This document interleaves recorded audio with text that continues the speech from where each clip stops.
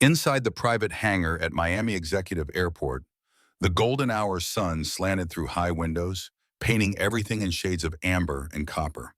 The light caught dust motes floating through the air like golden snow, transforming the cavernous space into something almost sacred.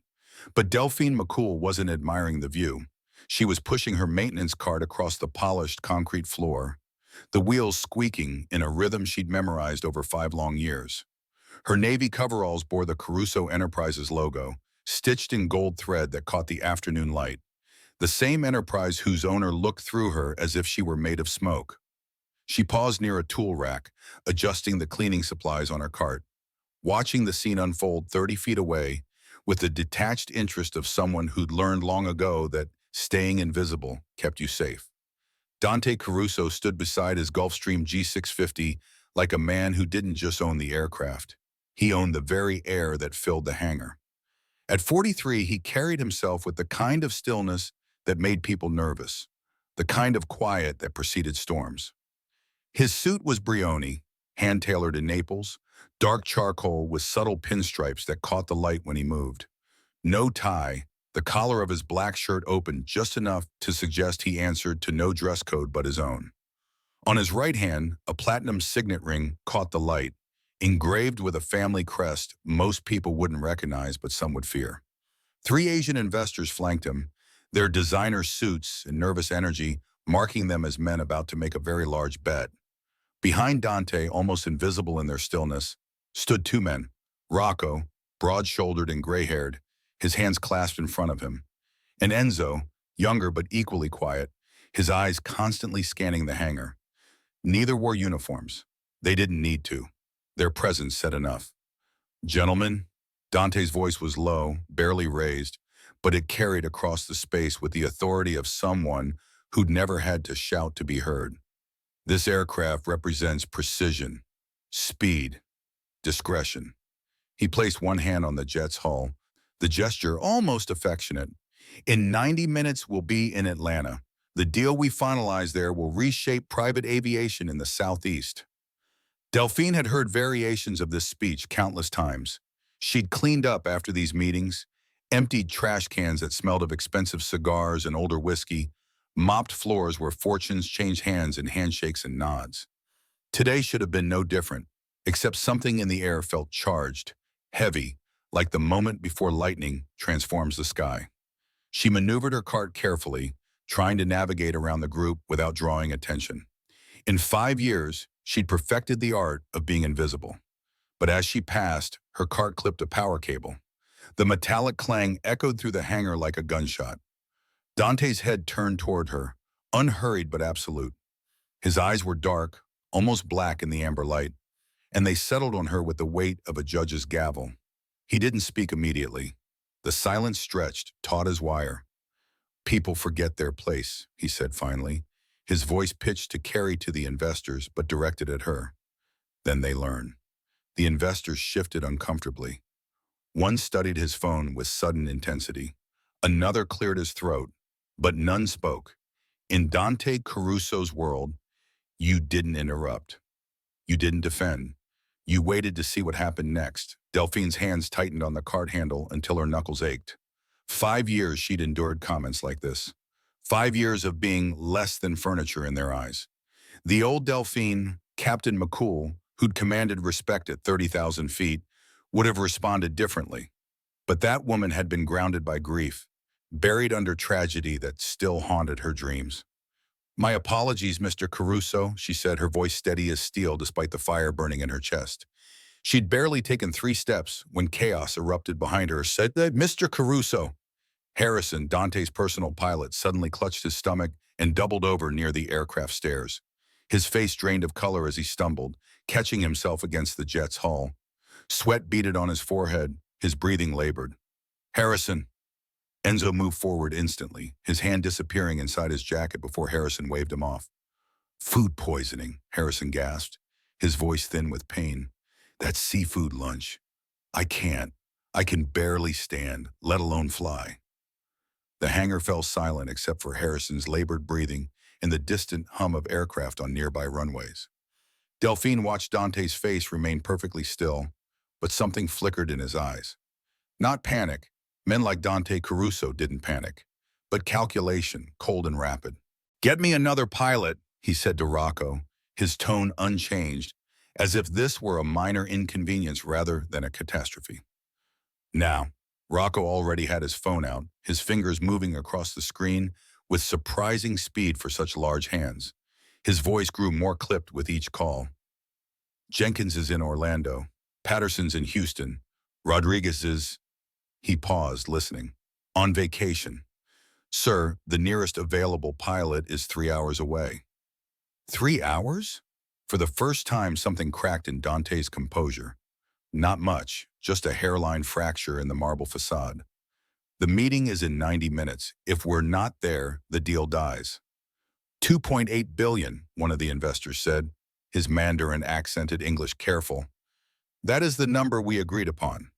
If we miss this window—" He didn't finish. He didn't need to.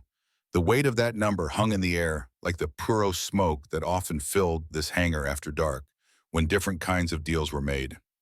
Delphine set down her mop bucket. The sound rang through the hangar like a bell, clear and final. "I can fly it." Every head turned toward her. The silence that followed was absolute, the kind of quiet that precedes earthquakes. Dante's expression shifted from surprise to assessment, finally settling on something that might have been amusement if it weren't so cold. "You." He didn't quite laugh, but the word carried mockery like a blade carried an edge. "The cleaning woman." He began to circle her slowly, his movements deliberate, taking in her stained coveralls, her work boots, the ID badge that simply read, "Maintenance Staff, McCool, D." The investors watched with confusion. Rocco's hand remained near his jacket. Enzo's eyes narrowed, evaluating threat levels. "You probably can't even spell Gulfstream," Dante continued, playing to his audience now, his voice carrying that particular tone wealthy men used when they wanted to remind everyone of the hierarchy. "What makes you think you could handle a $70 million aircraft? I can fly your jet," Delphine repeated, stepping forward into the circle of light cast by the hangar's overhead lamps. Her voice didn't rise, didn't waver. "Unless you'd prefer to lose your deal." Dante's jaw tightened, the first genuine emotion she'd seen crack his facade. He glanced at his watch, a vintage Patek Philippe that probably cost more than most houses, then at his investors, then back at Delphine. When he smiled, it was the smile of a man about to enjoy watching someone fail. "You know what?" He turned to address everyone in the hangar, ground crew, investors, his own men. "Let's make this interesting." He took a step closer to Delphine, near enough that she could smell his cologne, expensive and subtle, mixed with the faint scent of cigar smoke that clung to his clothes. "Fly this jet successfully, and maybe I'll make you an honest offer." He paused, his smile widening just slightly. "But we both know you'll fail, and when you do, you're done, not just here, everywhere. You'll never work at another airport in this state. I'll make sure of it." Some of the ground crew looked away. Others stared in disbelief. The investors exchanged uncertain glances, clearly uncomfortable with the turn of events, but unwilling to interfere in Dante Caruso's world. Delphine held his gaze for a long moment, 5 years of silence finally reaching its breaking point. Slowly, deliberately, she reached into the inner pocket of her coveralls and withdrew a small leather wallet, worn soft from years of handling. From it, she pulled a card she hadn't shown anyone since the day she'd taken this job. Her airline transport pilot license gleamed under the hangar lights. Current, valid, with type ratings for multiple aircraft, including the Gulfstream G650. The smile vanished from Dante's face like smoke and wind. Without waiting for his response, Delphine walked toward the aircraft. Her work boots echoed against the concrete, each step measured and certain. She climbed the stairs and entered the cockpit, her hands finding familiar positions on controls she'd once known better than her own heartbeat. Behind her, she heard Rocco's voice, low and urgent. "Sir, should we stop her? This could be—" "No." Dante's voice cut through like a knife. "Let her traff by. When she can't even start the engines, we'll all know where we stand." But Delphine's fingers were already dancing across the overhead panel, beginning the startup sequence with the muscle memory of 8,000 flight hours. She wasn't the invisible janitor anymore. She was Captain Delphine McCool, and she was about to remind everyone what that meant. The first engine spooled up with a rising whine that built to a satisfying roar. Then the second.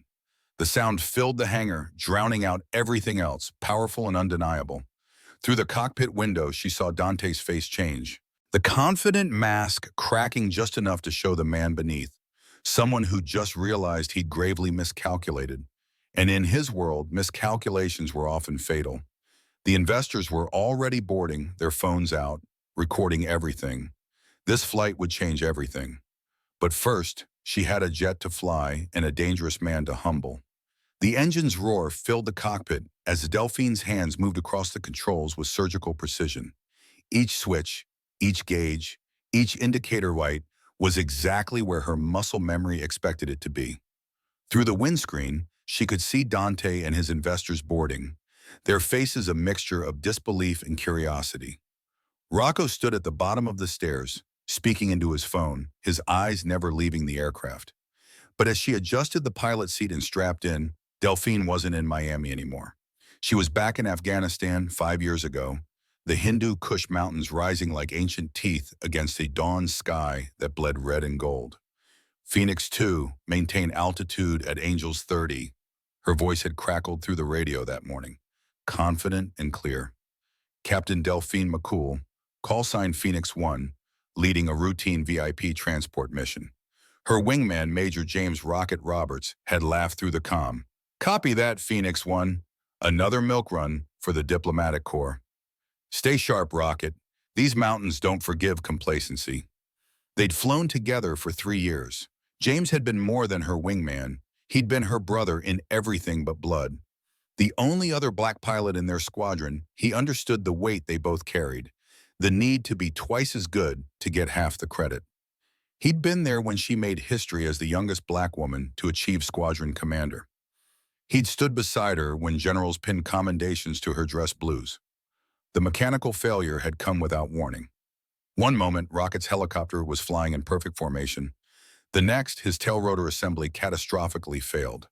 She'd watched, helpless, as his aircraft spiraled down into the valley below, spinning like a child's toy thrown by an angry god. His last words still haunted her dreams. Phoenix 1, tell my girls I love them. Delphine, then static. Delphine. Dante's sharp voice through the cockpit door snapped her back to the present. Pre-flight complete. Beginning taxi procedures, she responded, her professional tone giving nothing away. But her hands trembled slightly as she released the parking brake. 5 years since she'd sat in a cockpit with passengers depending on her. 5 years since she'd been responsible for lives other than her own. After Rocket's death, she tried to continue flying. The Air Force had cleared her of any fault. Mechanical failures happened. Equipment degraded. No one blamed her. But every time she lifted off, she saw his helicopter spinning down, heard his voice, felt the crushing weight of being the one who survived. The guilt ate at her like acid, dissolving her confidence from the inside out. Then came the second blow. 3 months after losing Rocket, she'd gotten the call while stationed at MacDill Air Force Base. Her partner Marcus and their 2-year-old daughter Zara had been hit by a drunk driver on Interstate 75. They died instantly, the Florida Highway Patrol told her, as if that somehow made it better. As if knowing they hadn't suffered could fill the crater their absence left in her chest. 2 devastating losses in 3 months. The universe had taken everyone she loved, everyone who mattered, while she remained untouched, unharmed, breathing when they couldn't. The survivor's guilt crushed her beneath its weight until she couldn't stand up anymore. She'd submitted her resignation the next day, walking away from 8,000 flight hours, from commendations and achievements, from the only career she'd ever wanted. The Air Force tried to talk her out of it, offered counseling, leave, reassignment, but she was done watching people die, done being responsible for lives when she couldn't protect the ones that mattered most. Tower, this is November 7-3 Alpha requesting clearance for taxi to runway 9 right. Delphine spoke into the radio, the professional phraseology returning like a forgotten language suddenly remembered. November 7-3 Alpha, cleared to taxi via taxiway Lima. Hold short of runway 9 right. She'd found the janitor position at Caruso Enterprises through a temp agency. No background check beyond the basics. No questions about her past. The night shift meant minimal human interaction. She could push her cart through empty hangars, be near the aircraft she still loved without having to fly them. It was penance and comfort wrapped in Navy coveralls.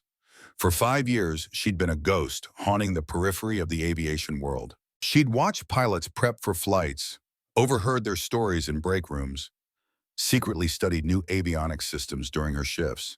She'd maintained her licenses using her savings, taking recertification courses online, booking simulator time at a training facility 2 hours away where no one knew her story. It was torture and therapy combined, keeping her skills sharp for a return she never thought would come. You actually know what you're doing. Dante's voice came through the intercom, surprise evident despite his attempt to sound neutral. Delphine didn't respond. She was too busy monitoring engine parameters, checking hydraulic pressures, verifying flight control responses. The Gulfstream responded to her touch like a well-trained thoroughbred, powerful, eager, waiting for direction. For the first time in 5 years, she felt the intoxicating mixture of responsibility and freedom that came with command of an aircraft. Tower November 73 Alpha holding short of runway 9 right, ready for departure. November 73 Alpha cleared for takeoff, runway 9 right, fly heading 090, climb and maintain 5,000. As she advanced the throttles, Delphine thought about the ID badge in her pocket, the one that read simply, maintenance staff. She thought about the countless nights she'd mopped these hangar floors, invisible to men like Dante Caruso, who built their empires on the assumption that people like her didn't matter, didn't have stories, didn't possess talents that could threaten their carefully constructed hierarchies. She thought about Rocket, about Marcus and Zara, about the woman she used to be before grief grounded her more effectively than any mechanical failure. The Gulfstream accelerated down the runway, and at precisely the right moment, the moment when years of training and instinct converged into a single decision, Delphine pulled back on the yoke. The aircraft lifted gracefully into the Florida sky, and for one perfect moment, the weight of 5 years fell away. She wasn't the janitor anymore. She wasn't the grieving survivor. She was Captain Delphine McCool, and she was exactly where she belonged. Behind her in the cabin, she heard the investors speaking excitedly in Mandarin, their phones out, recording everything. She knew this moment was being documented, that her revelation would soon spiral beyond anyone's control. Good. Let them see what happened when you underestimated someone based on their uniform, their job title, the color of their skin. November 7-3 Alpha, contact departure on 124.7. Switching to departure, 124.7. November 7-3 Alpha. As Miami fell away below them and the Gulfstream climbed toward cruising altitude, Delphine felt something she hadn't experienced in 5 years. Purpose. This wasn't just about flying Dante's jet or proving him wrong.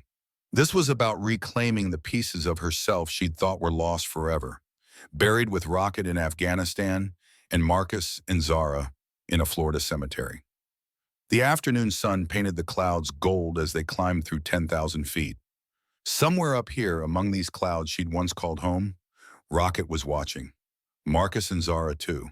And for the first time since losing them, Delphine didn't feel like she was betraying their memory by being alive. She was honoring it by finally, truly flying again. The Gulfstream climbed through 15,000 feet, and with each foot of altitude, Delphine felt more of her old self returning. She reached up to the overhead panel, adjusting the cabin pressure and temperature with movements so fluid they seemed choreographed. Through the reinforced cockpit door, she could hear movement in the cabin, footsteps, the murmur of voices, the particular quality of silence that suggested someone was working up the courage to enter. Miami Center, November 7-3, Alpha requesting flight level 350. November 7-3 Alpha cleared to flight level 350, no delays expected. She pulled back gently on the yoke, and the $70 million aircraft responded like an extension of her will. The Florida coastline fell away beneath them, the Atlantic Ocean stretching endlessly eastward, painted gold by the afternoon sun. For 5 years, she'd watched jets like this take off from the ground, their navigation lights blinking as they disappeared into clouds she could no longer touch. Now she was among them again, master of this aluminum cathedral climbing toward heaven. The cockpit door opened. Dante stood there, his frame filling the doorway, his face a battlefield where arrogance and awe waged war. His tie was gone now. He must have loosened it and removed it in the cabin, and the top button of his shirt was undone. His perfect composure was cracking like drought-stricken earth. How? The word came out strained, as if pulled from somewhere deep in his chest where pride usually kept such questions locked away. Delphine didn't turn around. Her hands remained steady on the controls, her eyes scanning the instruments in the practice pattern that had been drilled into her through thousands of hours of training. Primary flight display, navigation display, engine instruments, systems status. The dance never stopped, even in conversation. How what, Mr. Caruso? How does a janitor know how to fly a Gulfstream? The same way powerful men learn to underestimate people, she replied, adjusting the autopilot heading with a subtle turn of a knob. Practice. She heard him step closer, could smell his cologne mixing with the distinct scent of pressurized cabin air. In the reflection of the windscreen, she watched him study the cockpit, taking in the complexity of controls she manipulated with casual expertise. The flight management system displaying their route, the weather radar showing clear skies ahead, the traffic collision avoidance system tracking nearby aircraft, all of it flowing through her consciousness like blood through veins. November 7-3, Alpha, contact Atlanta Center on 132.5. Atlanta Center on 132.5, November 7-3, Alpha. She switched frequencies with one hand while adjusting engine parameters with the other, each movement precise and economical. You're not just a pilot, Dante said, his voice quieter now, almost respectful, the tone of a man reassessing a situation he'd thought he understood. The way you handle this aircraft, you're military trained. Delphine finally glanced back at him. His dark eyes, which had earlier blazed with contempt and casual cruelty, now held something different. Not quite humility, men like Dante Caruso probably didn't possess that particular virtue, but the dawning recognition of a catastrophic miscalculation. Captain Delphine McCool, United States Air Force, retired, she said simply, then turned back to her instruments. 8,000 flight hours, 2,000 in Gulfstream specifically. I've flown generals, senators, foreign dignitaries. I've landed in sandstorms in Iraq and thunderstorms over the Pacific. She gestured at the calm skies ahead, the smooth ride, the perfect weather. This is a walk in the park. Behind Dante, she could see the investors pressed against the cabin windows, their phones capturing everything. One of them was clearly live streaming. She recognized the interface. The modern world's instant jury, witnessing Dante Caruso's humiliation in real time. Wait a minute. Dante moved to the co-pilot seat but didn't sit, as if the leather might burn him, as if taking that seat would acknowledge her authority in a way his pride still struggled against.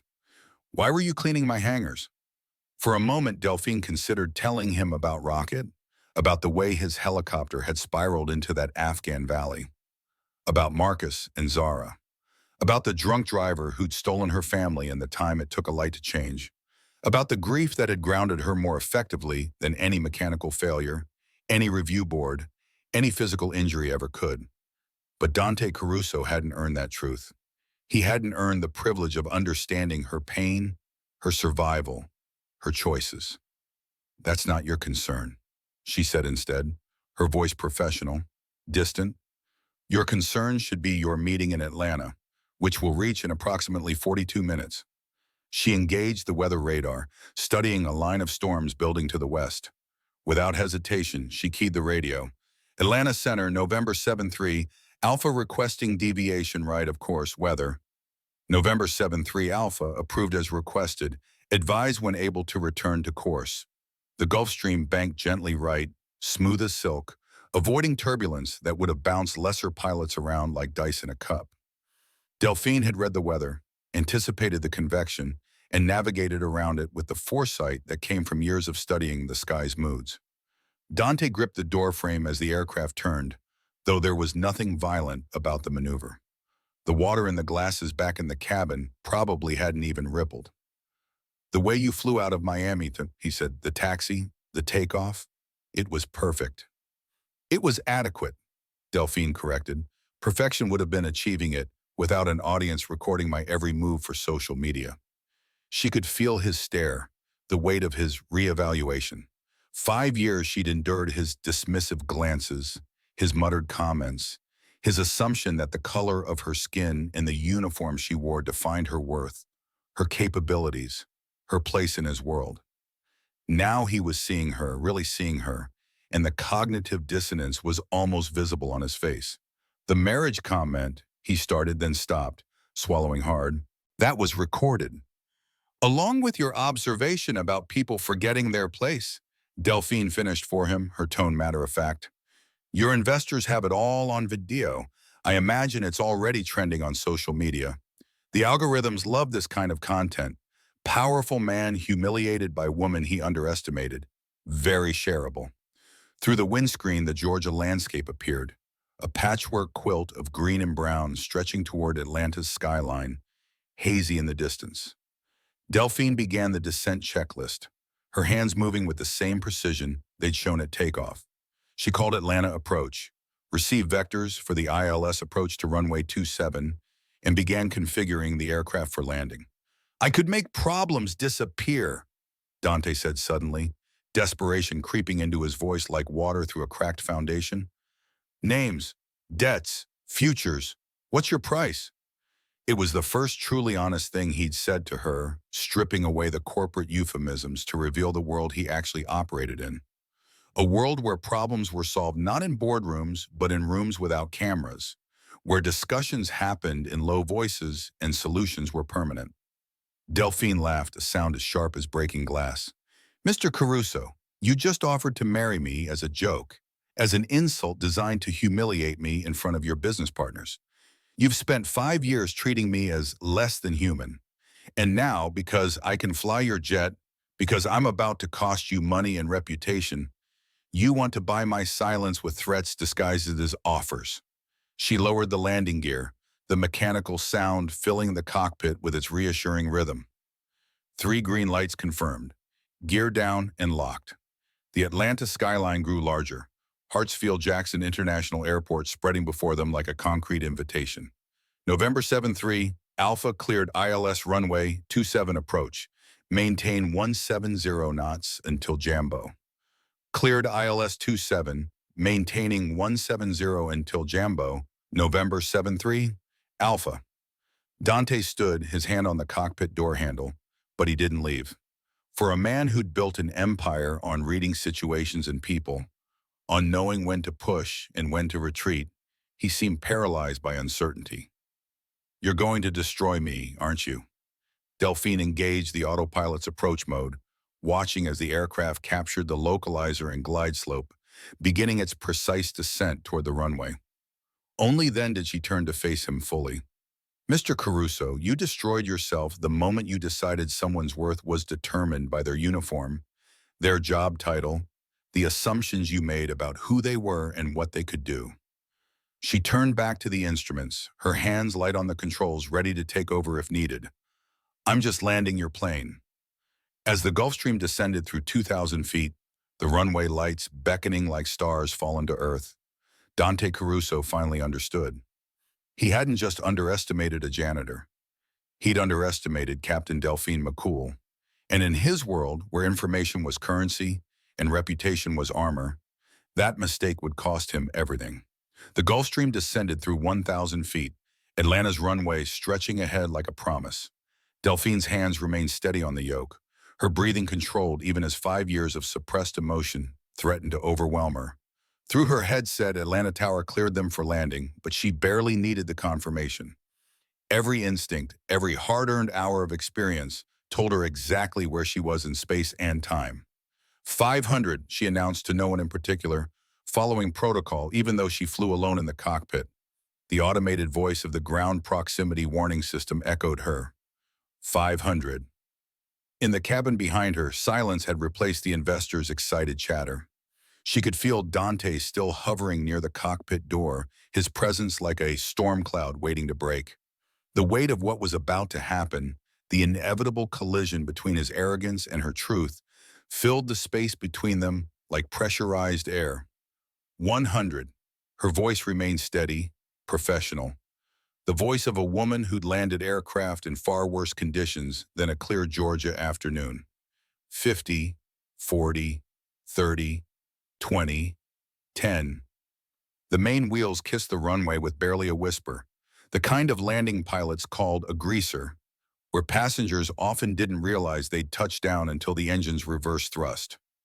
Delphine deployed the thrust reversers and applied the brakes with measured precision, the $70 million aircraft responding to her commands like a trained dancer following a familiar partner's lead. November 7-3 Alpha, turn right at taxiway Delta, contact ground on 121.9. Right at Delta, ground on 121.9, November 7-3 Alpha. As she taxied toward the private terminal, Delphine caught sight of news vans already gathering near the FBO. Someone had leaked the live stream. Of course they had. In the 21st century, humiliation traveled at the speed of light, viral before the aircraft even landed. She brought the aircraft to a stop at the designated parking spot, her hands moving through the shutdown checklist with the same precision she'd shown throughout the flight. Engines off, electrical systems to ground power, parking brake set. Each action was a small goodbye to the cockpit she'd never thought she'd see again. Dante appeared in the doorway as she removed her headset.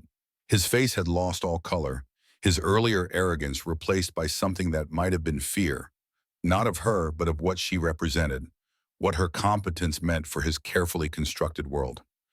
Delphine, he started, then stopped, and she realized it was the first time he'd used her actual name.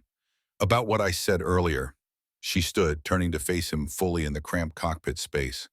5 years of cleaning his jets, 5 years of invisibility, 5 years of minimum wage while he built his empire in the shadows of legitimate business. All of it had led to this moment. You mean your proposal? She kept her voice level, professional. The one where you offered to marry me if I could fly this jet? The one designed to humiliate me in front of your investors? I didn't mean, yes, you did. She stepped past him into the cabin where the investors sat, their phones still recording. You meant every word. You thought it was safe to mock me because you believed I was beneath you. Just the cleaning woman, as you so eloquently put it. One of the investors cleared his throat, clearly uncomfortable. Ms. McCool, that was extraordinary flying, truly exceptional. She nodded at him but kept her attention on Dante. Mr. Caruso, to formally answer your proposal, I decline. I don't need to marry you or anyone else for success. I've already achieved more than you can imagine, and I did it on my own merit. Through the cabin windows, she could see reporters gathering, their cameras trained on the aircraft. The situation was spiraling beyond anyone's control, and everyone in the cabin knew it. However, Delphine continued, reaching into her coveralls to pull out her Caruso Enterprises ID badge. I do accept your other offer, the one about being fired. She dropped the badge on the leather seat. It landed with a soft sound that somehow felt deafening. Consider this my resignation, effective immediately. You can't just, Dante started. I can, and I am. She moved toward the cabin door, but turned back one more time. Oh, and Mr. Caruso, my attorney will be in contact regarding the hostile work environment I've endured for the past 5 years. We have extensive documentation, including today's events, which your investors so helpfully recorded. The lead investor, an older man with silver hair and sharp eyes, stood up. Ms. McCool, would you consider flying for our company? We operate out of Hong Kong. We could use someone with your skills and character. Dante's face went from pale to crimson. You can't poach my pilot during my own business meeting. She just resigned, the investor pointed out calmly. And after what we've witnessed, I think we need to reconsider this entire merger. A man who treats employees this way, who makes such catastrophic judgment errors about the people who work for him, it raises serious concerns about leadership and corporate culture. Delphine descended the aircraft stairs into the Georgia afternoon, the humid air hitting her like a wall after the controlled environment of the cockpit. Reporters surged forward, microphones extended, cameras rolling, questions flying like bullets. Captain McCool, is it true you were working as a janitor? Will you be pressing charges? What made you reveal your identity today? She raised her hand for silence, and surprisingly, they gave it to her. 5 years of hiding had ended, and she found she had words that needed saying, words that had been building in her chest like pressure in a sealed cabin. For 5 years, I've cleaned aircraft at Caruso Enterprises while maintaining my pilot certifications in secret. I'm not the only overqualified person working jobs beneath their capability. We do it for many reasons: trauma, circumstances, systemic barriers, immigration status. What happened today shouldn't have been necessary to prove my worth. Behind her, she heard Dante exit the aircraft, trying to push through the crowd. His investors remained on the jet, their expressions unreadable, but their phones still out, still recording. Caruso made assumptions about me based on my appearance, my domain, my race, and my gender. Those assumptions have now cost him dearly. Let this be a lesson to everyone watching. Talent doesn't always come in the packages you expect. Excellence doesn't wear a uniform you can recognize at a glance. A reporter shouted, "What will you do now?" For the first time in 5 years, Delphine smiled genuinely, the expression transforming her face. "I'm going to fly again. On my own terms." She walked away from the aircraft, from Dante Caruso's sputtering attempts at damage control, from 5 years of hiding in plain sight. The afternoon sun was bright on her face, warm on skin that had spent too long in fluorescent-lit hangars. Somewhere above, she could hear another jet climbing into the sky. Soon, she promised herself. Soon she'd be up there again. But first, she had a hostile work environment lawsuit to file and job offers to consider. The aviation world had just been reminded that Captain Delphine McCool existed, and she intended to make sure they never forgot it again. Behind her, Dante Caruso's carefully constructed empire began its descent, as inevitable as gravity, as precise as her landing had been. She'd given him the chance to see her as human, as capable, as equal. He'd chosen mockery instead. Now he would live with the consequences, broadcast to the world at 30 frames per second. Delphine sat in her small apartment in Hialeah, watching her phone light up like a slot machine, hitting jackpot after jackpot. The coffee in her mug had gone cold hours ago, but she couldn't bring herself to move from the worn couch where she collapsed after taking an Uber home from Atlanta. Still in her Navy coveralls, she watched herself on the television screen for the 100th time, landing Dante's jet with a precision that made aviation experts weep with appreciation. "Breaking news continues tonight," the CNN anchor announced, her expression a practiced blend of gravitas and excitement. The video of Captain Delphine McCool, who worked as a janitor for 5 years before revealing herself as a decorated Air Force pilot, has now been viewed over 50 million times worldwide. Meanwhile, Dante Caruso's business empire appears to be in freefall. Her phone buzzed again.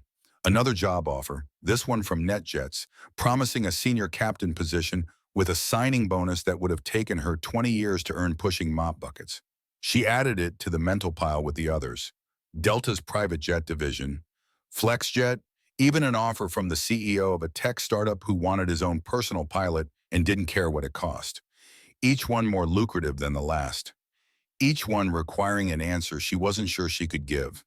The apartment felt smaller than usual, the walls pressing in with the weight of sudden visibility. For 5 years, she'd been invisible, and there had been a strange comfort in that anonymity, in being able to grieve without witnesses, to survive without expectations. Now her face was everywhere, her story dissected by talking heads who knew nothing about the nights she'd spent crying in airport bathroom stalls, fighting panic attacks triggered by the sound of helicopter rotors, wrestling with the guilt that came from surviving when better people hadn't. Her laptop chimed with an email from her attorney, Jessica Chen, who'd taken her case pro bono after seeing the video. The message was characteristically direct. "Delphine, 3 more Caruso Enterprises employees have come forward with discrimination complaints. We're building a class action. Also, Dante Caruso's team has reached out about a settlement. 7 figures to make this go away. Call me. 7 figures. Enough money to never work again. Enough to disappear properly this time.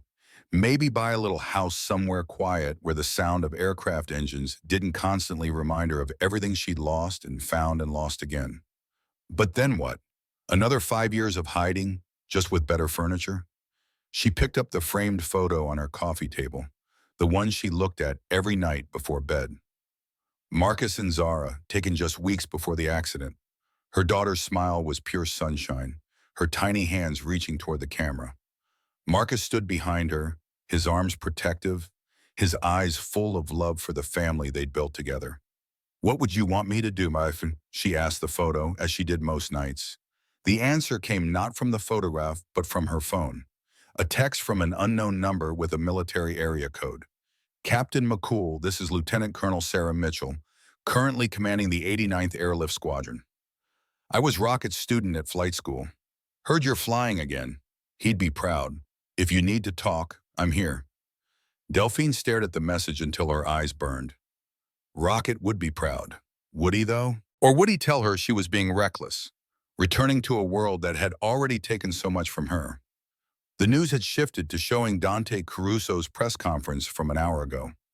He stood at a podium, his usually perfect appearance disheveled, tie slightly askew, hair not quite as perfectly styled, reading from prepared notes with the mechanical delivery of someone whose lawyers had written every word. "I deeply regret my words and actions toward Ms. McCool. I recognize that I created a hostile work environment and made unconscionable assumptions based on her position within my organization. I'm taking a temporary leave to reflect on my leadership approach and will be undergoing extensive counseling." She turned off the television. His apology meant nothing. It was damage control written by attorneys and PR experts, delivered with all the sincerity of a hostage reading a script. The real Dante Caruso was the one who'd sneered at her for 5 years, who'd only seen her worth when she held his $70 million aircraft in her hands. Her phone rang, the caller ID showing her therapist, Dr. Patricia Williams, whom she'd been seeing since leaving the military. "I saw the news," Dr. Williams said, without preamble. "How are you holding up?" "I don't know," Delphine admitted, surprising herself with the honesty. "I flew again. Really flew. And it felt right, like coming home, but also terrifying, like I'd opened a door I'd spent 5 years keeping sealed. That's perfectly normal. You've just taken a massive step. The question is, what do you want to do next?" Delphine walked to her window, looking out at the Miami skyline. In the distance, she could see planes taking off from the airport, their lights blinking as they climbed into the darkening sky. For 5 years, she'd watched them from the ground. Today, she'd been among them. "Everyone wants to hire me now," she said. "Not because they suddenly discovered my qualifications, but because I'm famous. Because hiring me makes them look progressive and forward-thinking. Because I'm good publicity." "Is that necessarily bad?" Dr. Williams asked. "Sometimes the door opens for the wrong reasons, but once you're inside, you can prove yourself for the right ones." After ending the call, Delphine opened her laptop and began researching each job offer more carefully. Not just the salary and benefits, but the company culture, their safety records, their treatment of employees, their commitment to diversity beyond press releases and hashtags. If she was going to return to flying, it would be on her terms. Her phone buzzed with another text, this one from a reporter at the Washington Post. "Captain McCool, we'd like to feature you in our series on hidden talent in America's workforce. Your story could inspire others who are underemployed due to discrimination or circumstance. Interested?" She thought about all the other janitors, security guards, and food service workers she'd met over the years. People with engineering degrees from their home countries that America refused to recognize. People who spoke 5 languages but couldn't get jobs because of their accents. People who had skills and talents that prejudice kept buried. Maybe that was the answer, not just flying for herself, but flying as proof that talent existed everywhere, in every uniform, in every skin color, in every accent, in every place society had trained people not to look. She could be visible, not for fame, but for purpose. Delphine picked up her phone and scrolled to Jessica Chen's number. "Tell Dante's team, no settlement with an NDA attached," she said when her attorney answered. "I want a public trial if it comes to that. and set up meetings with the top 3 job offers, not the ones with the most money, the ones with the best cultures. It's time Captain McCool returned to the skies. As she hung up, she felt something she hadn't experienced in 5 years. Anticipation for tomorrow. The trauma hadn't disappeared. The grief over Rocket, Marcus, and Zara would never fully fade, but it no longer owned her future. Outside her window, another plane climbed into the night sky, its lights disappearing into the clouds. Soon, she thought, soon she'd be up there again. But this time, she wouldn't be carrying just passengers. She'd be carrying the hopes of everyone who'd been overlooked, underestimated, and rendered invisible by people who couldn't see past their own assumptions. Dante Caruso stood in his empty office at 3 in the morning, watching the city lights of Miami twinkle below through floor-to-ceiling windows that had once made him feel powerful. Now they just made him feel exposed, like a specimen under glass being studied by an indifferent universe. The office that had been his kingdom now felt like a prison. On his laptop screen, the video played again. He'd watched it obsessively, frame by frame, trying to understand how he'd been so catastrophically wrong. There was Delphine handling his Gulfstream with a mastery that made his regular pilots look like amateurs. The landing in Atlanta was artwork, pure precision meeting grace. The comments below the video were less kind to him. Classic example of corporate racism and sexism. This is why we need diversity in leadership. Caruso Enterprises is going to tank, and he deserves it. Imagine all the talent he's wasted by being blind. His phone buzzed, another board member calling. He let it go to voicemail, adding it to the 23 others he hadn't returned. The merger with the Hong Kong investors was dead. They'd pulled out within hours of landing, citing fundamental concerns about corporate culture and leadership judgment. 3 major clients had already indicated they were reviewing their contracts. His empire, built over 15 years of ruthless ambition and careful cultivation, was crumbling in 15 hours. But it wasn't the financial losses keeping him awake. It was the memory of Delphine's eyes when she dropped her ID badge on the leather seat. Not angry, not vindictive, just disappointed, as if she'd expected nothing better from him, and he'd lived down to her expectations with perfect precision. Dante walked to his private bar, dark wood, crystal decanters, bottles that cost more than most people's monthly rent. He poured himself a scotch, then set it down untouched. Alcohol wouldn't fix this. Nothing would fix this. He thought about his ex-wife, Patricia, who'd left him 5 years ago. "You don't see people anymore, Dante," she'd said during their last argument, her voice more sad than angry. "You only see assets or obstacles, pieces on a board you're playing alone." He dismissed her words then, too focused on the next acquisition, the next quarter's results, the next move in games he thought he was winning. Now, standing in his empty office at an ungodly hour, he finally understood what she'd meant. Delphine McCool hadn't been a person to him. She'd been part of the background, like the furniture or the carpet or the air conditioning system. Functional, necessary, but not worthy of notice, of thought, of recognition as a human being with a story and skills and value beyond pushing a mop bucket. His laptop chimed with a new email. His assistant, former assistant, he corrected himself, since she'd resigned earlier that evening, had forwarded him Delphine's service record, leaked online by military aviation enthusiasts who'd recognize her name and call sign. He read through her commendations, her accomplishments, the glowing recommendations from generals and diplomats. She'd been trusted with the lives of the most powerful people in the country. She'd flown in combat zones where one mistake meant death. She'd commanded respect at 30,000 feet, while he'd been telling her she couldn't spell Gulfstream. The shame was physical, burning in his chest like acid. He'd built his success on claiming to recognize talent, on making smart decisions about people and opportunities. Yet he'd had one of the finest pilots in the country mopping his floors for 5 years and never noticed, never wondered, never thought to look beyond her uniform. What did that say about his judgment? What did that say about him as a human being? Dante pulled up his company's employee database, looking at it with new eyes. How many other Delphines were there? How many people had he hired for minimum wage jobs without ever wondering about their stories, their capabilities, their dreams deferred or destroyed? The janitor who always worked nights. Did he have a family? The security guard who spoke with an accent. What had she done before coming to America?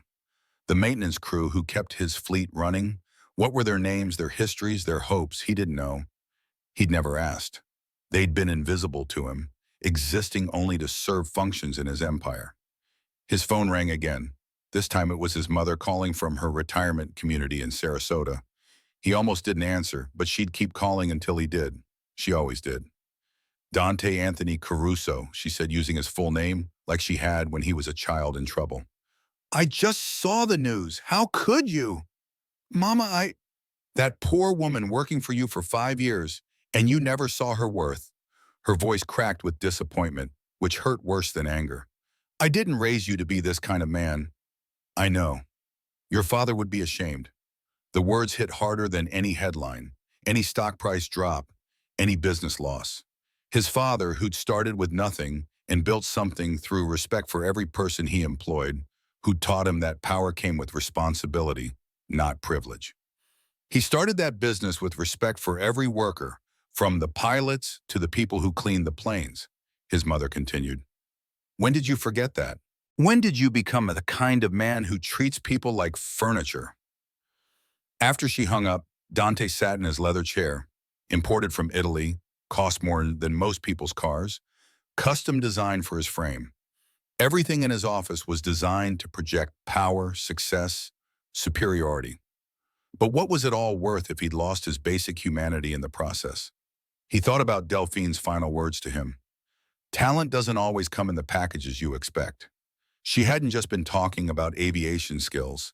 She'd been talking about human worth, about the danger of assumptions, about the blindness that comes with privilege and power unchecked by empathy. Dante opened a new email and began typing.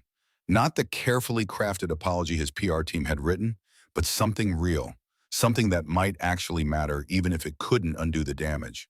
A letter to his board, admitting his failures, not just with Delphine, but with the corporate culture he created. Announcing he would step down as active CEO, keeping only a minority stake.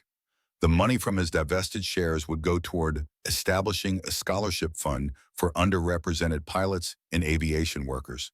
It wouldn't fix what he'd done. It wouldn't undo 5 years of treating Delphine McCool as less than human, of creating an environment where talent was wasted and people were judged by assumptions rather than abilities. But maybe it was a start.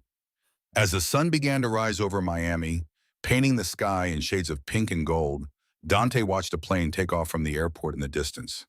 He wondered if Delphine was flying again, commanding another aircraft with the skill and grace he'd been too blind to see. She'd talked about trauma, about loss, about hiding from something that had broken her. Yet she'd still found the courage to step forward when it mattered, to reclaim herself even knowing the cost. He'd had every advantage in life, every opportunity. And what had he done with it? Built walls of arrogance so high he couldn't see the people on the other side, the ones who actually made his empire function. Dante sent the email to the board, then began packing his office. The scotch remained untouched on the bar. The leather chair would go to whoever replaced him. The view from the windows would inspire someone else's ambition.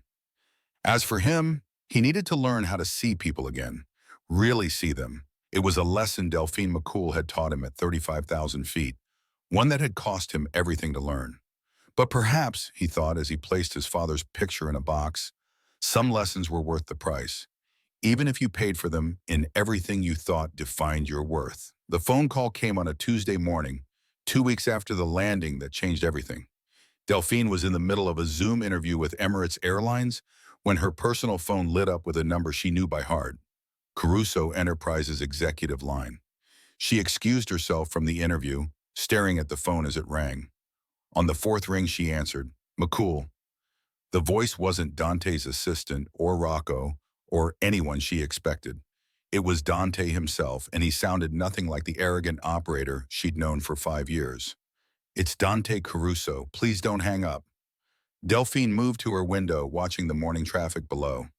You have 2 minutes. I'm calling to offer you a position. Senior captain, full benefits, your choice of routes, a salary that reflects your actual qualifications. He paused, and she heard him take a breath. and a formal public apology from me in whatever forum you choose. The silence stretched between them. Delphine could hear him breathing, waiting. The old Dante would have filled the quiet with more talking, more persuasion, more attempts to control the narrative. This restraint was new. "You're offering me a job at the company where you humiliated me," she said finally. "Where you and your organization treated me as subhuman for 5 years. Why would I even consider that?" "Because I was wrong." The words came out raw, unpolished, without the usual calculation behind them. "Because I've spent 2 weeks examining every assumption I've ever made about people, and I found them all wanting. Because my father built that company with respect for every worker, and I corrupted his legacy. I want to fix that. But I need help, your help." Delphine sat down on her couch, the same spot where she'd watched herself become famous. "You need my help to save your company's reputation." "No." His response was immediate. "My reputation is beyond saving, and I've accepted that. I've already announced my resignation as active CEO, effective once we find a replacement. But the company employs 300 people who had nothing to do with my failures. They deserve better leadership. And you deserve the chance to fly with the respect you should have had from day one." Through her laptop screen, she could see the Emirates interviewer waiting patiently. A position with them would mean relocating to Dubai, leaving everything behind, starting completely fresh. Part of her wanted that clean break, that distance from everything that had happened. "I've liquidated my personal stake in the company," Dante continued. 20 million is going into a foundation for underrepresented aviation professionals. The board has agreed to a complete restructuring of our corporate culture with an external diversity consultant overseeing the changes. I won't be your boss. I won't even be in the building most days." "What makes you think the other employees would accept me?" Delphine asked. "They laughed when you mocked me. They watched me clean their offices for 5 years without seeing me." "Some did, yes, and several have already resigned in shame." His voice was steady, factual. "Others have reached out to the board expressing support for you and sharing their own experiences with the toxic culture I created. Maria from accounting, she told us she has a master's degree from the University of Havana. Tom from security was a police chief in Detroit before his department was defunded. People I never bothered to know." Delphine closed her eyes. She thought about Maria, who'd always smiled when they passed in the halls, who'd once shared her lunch when Delphine had forgotten hers. About Tom, who'd held doors and treated her like a human being when others barely acknowledged her existence. Good people trapped in the same invisible cage she'd been in. "The new CEO, when we hire them, will report to a board that's been restructured," Dante said. 40% diverse membership now, including Captain Sarah Mitchell from the Air Force. She spoke very highly of you, said you were the finest pilot she'd ever known. Sarah Mitchell, rocket student. The threads of her past and future were tangling together in ways she hadn't expected. "I need time to think," Delphine said. "Of course, take all the time you—" "I have conditions." She stood up, pacing now, her mind racing through possibilities. "First, I want hiring authority for all pilot positions. Second, I want a mandate to recruit from underrepresented communities with a real budget behind it. Third, the foundation you're creating. I want a seat on its board." "Done, all of it." "I'm not finished." Her voice hardened. "I want a formal investigation into discriminatory practices, not just from you, but throughout the company. Anyone found guilty of harassment or discrimination goes. No golden parachutes. No quiet resignations with severance packages." "Agreed. And I want it all in writing, reviewed by my attorney before I'll even consider meeting with you. I'll have legal drafted today." Delphine returned to her laptop where the Emirates interviewer was still waiting. "I need to go. Send the documents to my attorney, Jessica Chen." "Ms. McCool." "Delphine, wait." Dante's voice cracked slightly. "I know I have no right to ask for forgiveness. What I did was unforgivable. But I want you to know that you've changed more than just my company. You've changed me, forced me to see the man I'd become, and I didn't like what I saw. Change is easy to promise, Mr. Caruso. Living it is harder. I know, that's why I need people like you to hold me accountable."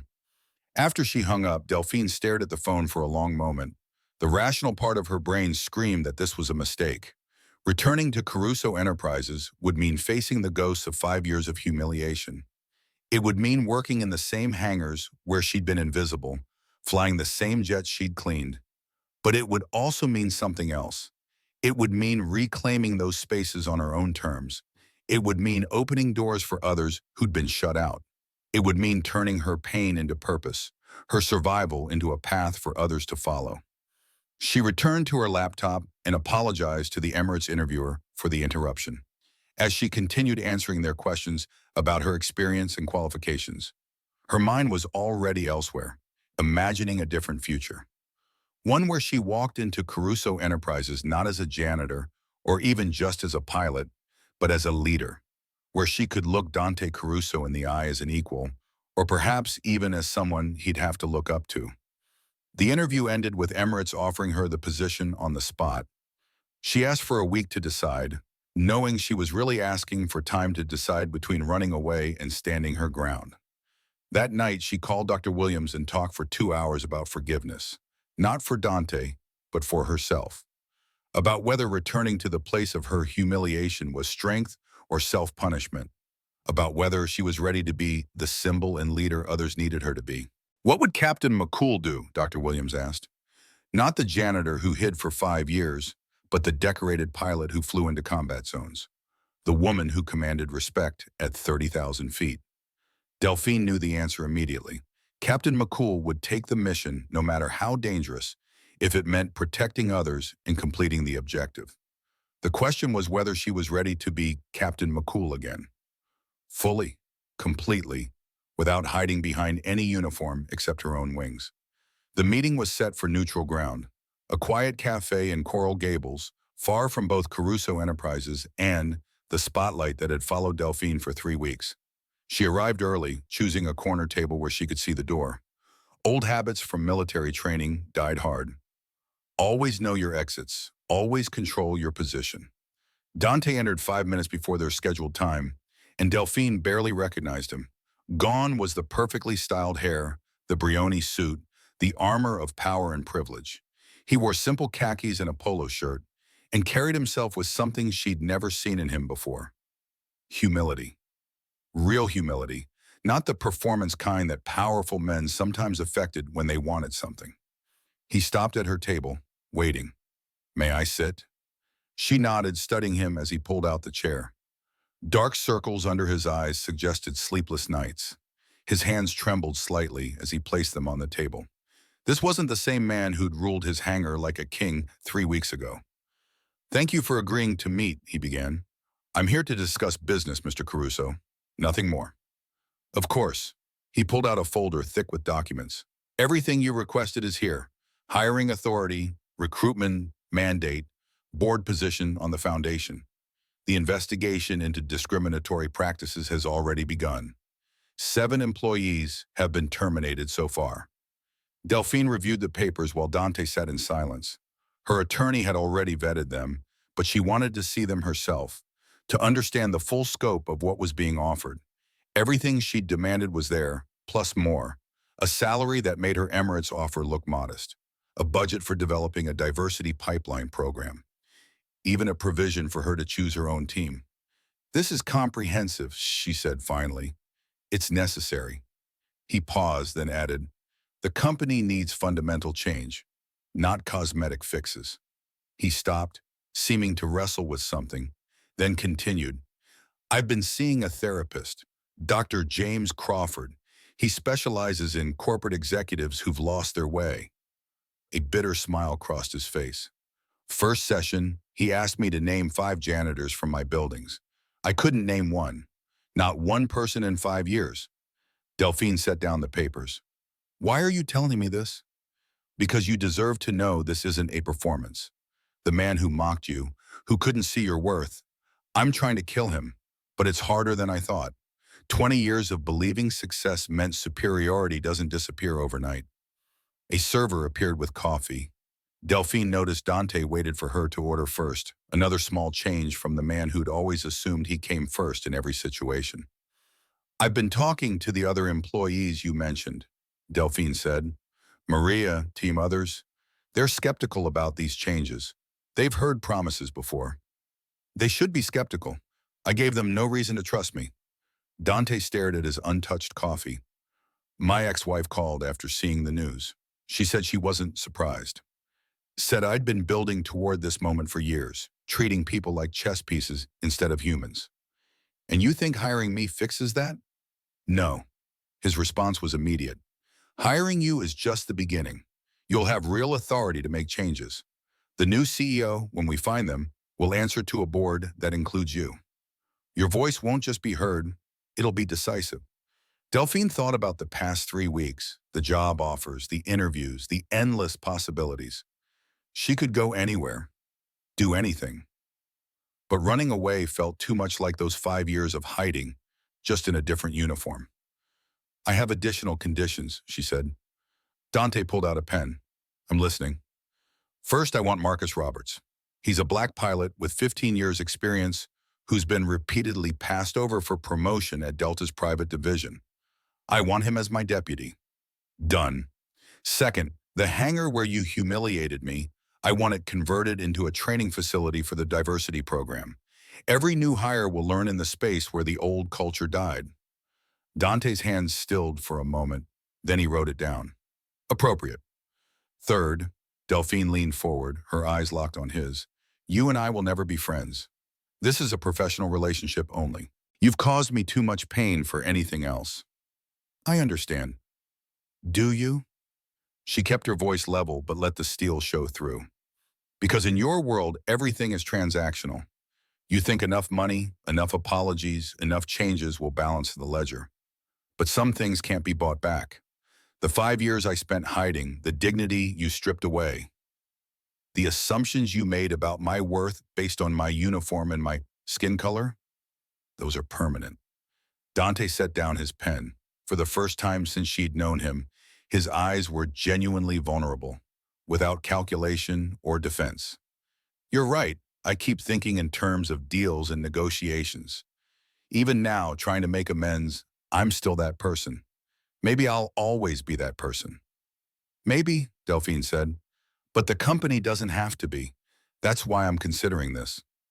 She thought about Captain Mitchell's message, about the pilots of color watching her story unfold, about Maria and Tom and all the invisible talent waiting for someone to see them, to give them a chance. This wasn't about forgiving a Dante Caruso. It was about something bigger. I'll take the position, she said finally, but I'm not doing it for you. I'm doing it for everyone who's been overlooked, underestimated, and ignored. For every janitor with a degree, every security guard with a story, every person whose talents are hidden by someone else's assumptions and prejudices. Dante nodded slowly. I know. I start Monday. Full authority is outlined in these documents. Marcus Roberts comes with me. The investigation continues regardless of whom it implicates. And that marriage proposal you made as a joke, I want it on record as workplace harassment, not for legal action, but for training purposes. Every new executive will hear that story as an example of how not to treat employees. Dante's face reddened, but he nodded. It should be documented, all of it. As she turned to leave, he spoke once more. Captain McCool. She paused. For what it's worth, you're the best pilot I've ever seen. The way you flew that day, it was art. She looked back at him, her expression unreadable. I know, Mr. Caruso. That's the difference between us. I never needed you to tell me my worth. I always knew it. What I needed was for you to stop standing in the way of me showing it. Walking to her car, Delphine felt the weight of the decision settling on her shoulders. She was returning to Caruso Enterprises, but not as the hidden janitor, or even just as a pilot. She was returning as a leader, a change maker, someone who could transform the culture that had tried to diminish her. Monday would begin a new chapter. Not a setback, but a reclamation. Captain Delphine McCool was taking control, and this time everyone would see her coming. 6 months later, Delphine stood in the transformed hangar at Miami Executive Airport, watching her first class of diversity pipeline recruits perform their pre-flight checks. The space that had once witnessed her humiliation now echoed with the voices of 20 aspiring pilots, from backgrounds as varied as their dreams. Marcus Roberts, her deputy, A tall man with graying temples and 15 years of experience Delta had refused to recognize, guided a young Haitian-American woman through the cockpit procedures of a Cessna 172. His patience was evident in every instruction, his voice carrying the weight of someone who'd waited too long for his own chance. Captain McCool, the board meeting starts in 15 minutes, her assistant Sandra reminded her. Sandra had been one of the ground crew who'd witnessed that fateful day, and she'd been the first to volunteer for Delphine's team. Tell them I'll be there in 10, Delphine said. I want to see Keisha complete her first solo taxi. The hangar had been completely renovated. Where mop buckets once stood, flight simulators now hummed with activity. The walls displayed photos of aviation pioneers, Bessie Coleman, Eugene Bullard, the Tuskegee Airmen, people whose excellence had persevered despite obstacles that would have broken lesser spirits. In the center, a plaque read, "Excellence has no uniform," the Delphine McCool Training Center. Dante had insisted on the name over her objections. It was one of the few battles she'd let him win. As Keisha successfully completed her taxi, bringing the Cessna to a perfect stop, the other students erupted in applause. Delphine felt pride warm her chest, not just for Keisha, but for all of them, for the future they represented. She headed to the executive conference room, the same room where she'd once emptied trash cans. Now her nameplate sat at the table. Captain Delphine McCool, Chief Pilot and Director of Diversity Initiatives. The new CEO, Patricia Yamamoto, a former Navy pilot with a reputation for transformative leadership and zero tolerance for discrimination, nodded as Delphine entered. Perfect timing. Dante just dialed in from Seattle. On the video screen, Dante appeared from his new office at a nonprofit focused on workforce development. After stepping down from Caruso Enterprises, he'd moved across the country, putting physical distance between himself and his old life. He looked healthier than she'd ever seen him. The stress lines softened, the armored expression replaced by something more genuine. "Good morning, Captain McCool," he said formally. They'd maintained professional boundaries, speaking only during board meetings and official communications. "Mr. Caruso," she acknowledged with a nod. Patricia led the meeting, reviewing quarterly reports. Caruso Enterprises' transformation had been painful but necessary. They'd lost some old clients who couldn't adapt to the cultural changes, but gained new ones attracted by their commitment to diversity and excellence. The company was leaner but stronger, its reputation rebuilt on actual values rather than hollow prestige. "The diversity pipeline program has exceeded all projections," Patricia announced. Captain McCool's recruits have a 92% completion rate, with 3 already hired by major carriers. "We're being held up as a model for the industry." Delphine felt warmth in her chest.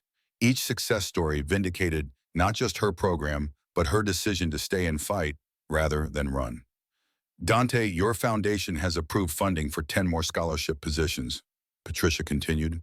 "Any comments?" Dante cleared his throat. "Only that the foundation board, particularly Captain McCool, deserves credit for the selection process.